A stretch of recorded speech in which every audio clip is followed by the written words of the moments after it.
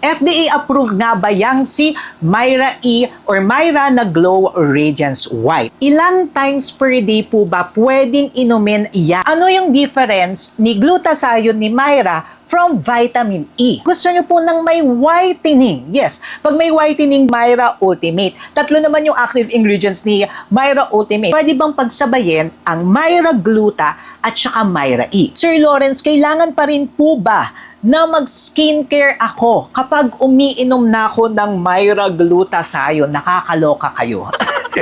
Pambansang tinipid, Sir Lawrence ang galing. Basta honest, review sa'yo ay sasabihin. Pambansang tinipid, sa kanya ang hihiling. Basta produktong salit, lahat ay bibiin.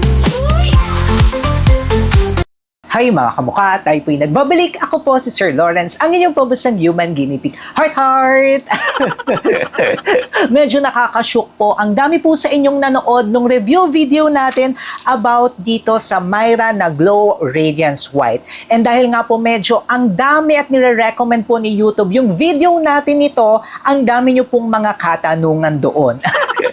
Dahil marami po kayong katanungan at mahina po ang inyong kalaban, mahina po si Sir Lawrence, gagawa na lang po tayo ng updated video. At yung mga katanungan nyo, ilalagay na lang po natin yan dito at sasagutin po natin lahat. Ayan, may mga palistahan si Sir Lawrence.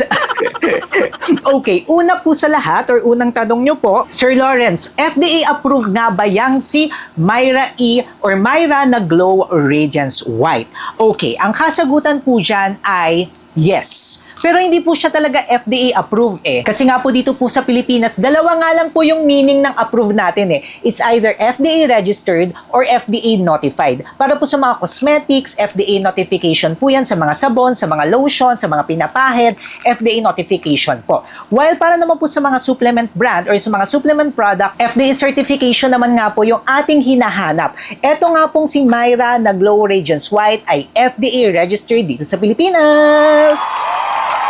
Pero hindi kayo nakikinig doon mga kamukha. Sinabi ko na yun doon sa review video natin, nakakaloka kayo. Question nyo pa rin ha. Yes, number one standard nga po natin yan. Hindi tayo dito nagre-review ng hindi FDA approved na tinatawag nyo.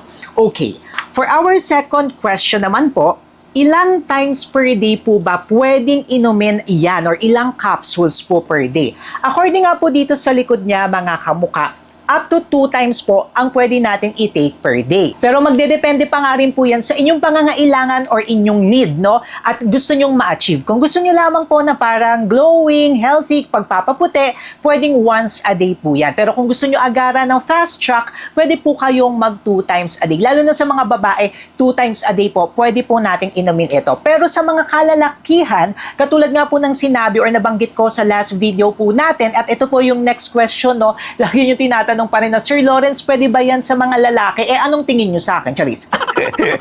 Okay, sa mga nagtatanong po, kung pwede nga ba sa mga lalaki? Yes, pwede nga rin po ito sa mga lalaki, pero once a day lamang po natin ititake, ha? Kasi yun nga po, ang excess po na vitamin E sa mga lalaki ay hindi po ganoon na nakakabuti. Kaya okay na po siya yung once a day. Pwede po yung once a day, pero kailangan pa rin nga po natin na magpapacheck or magpapakonsult sa ating mga doktor. Pero ako nga po, nung nagpakonsult ako sa doktor natin, may go signal naman po siya. Pwede nga po siya ng once a day. Pero sa mga babae, pwede po siya ng up to 2 times per day. Huwag na po kayong susobra doon ha, up to 2 times a day or 2 capsules a day lang sa mga kababaihan ha.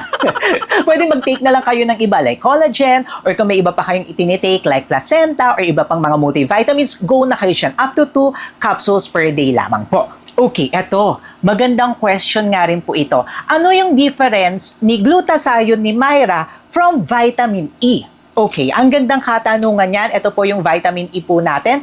Yung question na yan, ang dami nga rin po doon sa comment section natin at hindi ko na kayo masagot isa-isa. Kaya nga po ito may video na tayo. Si Myra E po, mga kamukha, isa nga lang po yung active ingredient niya, which is yung vitamin E na 400 IU. Tapos meron nga rin po tayong tinatawag na Myra E na 300 IU naman po siya. Yung vitamin E, mga kamukha, ito yung D-alpha tocopherol. Maganda siya kasi antioxidant po yan na nakaka-remove ng mga harmful na free radicals. Lumalaban nga po yan ng mga oxidative stress sa ating katawan. Pero hindi po siya nakakaputi. Okay siya sa skin, para sa skin condition natin, nakaka-glow, nakaka-fresh, fresh, pero hindi po siya nakakaputi mga kamukha. Yan yung Myra E. If you just want to focus sa Myra E, pwede po yan mga kamukha. Yan po yung i-focus nyo. Pero pag gusto nyo po ng may whitening, yes, pag may whitening, dito naman po tayo kay Glow Radiance White. Kasi aside nga po sa vitamin E, and medyo mababa po yung vitamin E niya eh. Yung vitamin E niya mga kamukha, nasa 12 milligrams nga lang po. And kapag nga po i-convert natin, more or less nasa 18 to 27 IU nga po yan. Depende pa nga po yan kung organic or synthetic yung kanilang ginamit. So medyo mas mababa siya compare natin kay Myra ilang. Pero kung gusto nyo na may glutathione, eto naman siya. Kasi meron na po itong 250 milligrams ng glutathione or yung L-glutathione. At according nga po sa studies, yun po yung pwedeng makapagpaputi sa atin. Sa mga gustong magpaputi, doon kayo magpo-focus. Then meron nga rin po itong grapeseed extract and also sodium ascorbate na vitamin C. Ito naman siya mga kamukha. Again, kung gusto nyo lang mag-focus sa vitamin E, go kayo kay Myra E. Pero kung gusto nyo na may pagpapaputi pa at saka meron pang vitamin C na included na antioxidant din, dito naman tayo. Tapos may isa pa silang variant. Ito naman yung Myra Ultimate. Tatlo naman yung active ingredients ni Myra Ultimate. Una po dyan is may vitamin E nga rin po ito. Lahat sila may vitamin E. Then meron nga rin po itong lycopene at saka may astaxanthin naman po. Magdedepende talaga siya sa gusto nyo eh. Hahanapin nyo yung mga ingredients. Gusto nyo lang ba ng vitamin E? Gusto nyo ba ng may whitening? Gusto nyo ba ng lycopene at may astaxanthin? Ayan naman po siya. Iba-iba yan mga kamuka. At maglalagay pala tayo ng legit shop ha. Baka mapeke kayo. May peke na lumalabas ito kasi ang daling gayahin niya eh. Ganyan lang siya. Maglalagay po tayo yan. Ayan po yan. Aside sa legit and authentic shop na po yan, makakasigurado po nga kayo na authentic ang inyong mabibili, ay of course may mga voucher nga rin po tayo nakasama. Minsan 12%, minsan 20% pa nga po ang voucher na binibigay ng YouTube at Shopee. Kaya ayan po, i-click nyo na siya mga kamuka. Ang next question natin, ayan, ang dami rin nagtatanong nito, no? Kung Sir Lawrence, pwede bang pagsabayin ang Myra Gluta at saka Myra E? Kung kayo po ay mga kababaihan, yes po, pwedeng pagsabayin ang Myra E at saka yung Myra Glow Radiance White. Kasi mababa nga po yung vitamin E nito, tapos lalagyan nyo pa ng another vitamin E, which is really, really good. Okay na okay po siya. Pero kung kayo naman po ay mga lalaki, mga kamuka, pwede rin naman siya pagsabayin, pero kailangan po muna natin magpa-consult sa ating mga doktor. Kasi yun nga po, pwedeng maka-affect po yan sa prostate health po natin. Pero kung ito lamang po, pwede naman siya mga kamuka, pero hindi suggested talaga or recommended na pagsabayin nyo silang dalawa kapag kayo ay lalaki. Though pwede naman po. Basta okay naman po yung prostate health natin, pwede po siya, pero hindi po siya pwede yung maintenance na pang matagalan talaga ha. Maximum nga lang po niyan is 3 months up to 6 months. Yun po, kailangan po natin magpa-consult. Pero kapag kayo ay babae, ayan, swerte nyo, mas magugustuhan nyo to. Kaya yun nga, yung mga gumagamit nito, mostly mga kababaihan talaga. At marami talaga yung mga gumagamit ng mga kababaihan ang tuwang-tuwa dito kay Myra E na ito, di ba? May question nga rin po tayo dito na medyo naloka ako. Sir Lawrence, kailangan pa rin po ba na mag-skincare ako kapag umiinom na ako ng Myra Glutathione? Nakakaloka kayo.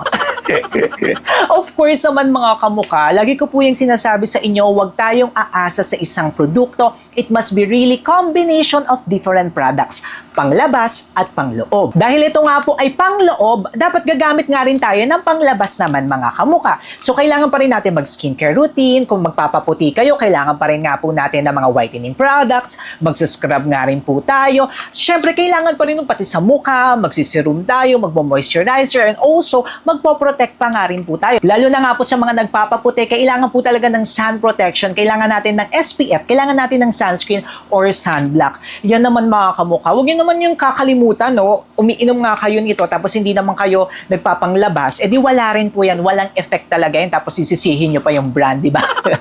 May mga katanungan pa nga ba kayo mga kamuka? Nakakaloka kayo ha? Mag-comment kayo dyan sa baba. At magkwentuhan tayo. Pero ang dami ng dagandahan dito ha, nakakatuwa rin naman. Kaya ang dami nyo rin question at nire-recommend nga po ito ni YouTube. Thank you so much kay YouTube. Kung may mga question pa nga po kayo dyan, ayan, magkwentuhan tayo sa baba. At kung gusto nyo nga po mapanood yung review video natin ito at yung iba pa natin mga videos, meron po tayong separate niyan. Ito, dito. Siyempre, mag-subscribe na rin nga po kayo kay Sir Lawrence. Paano ba yan mga kamuka? Magkita-kita po tayo sa susunod nating video. Until our next one po, click nyo na to para hindi nyo ako ma-miss.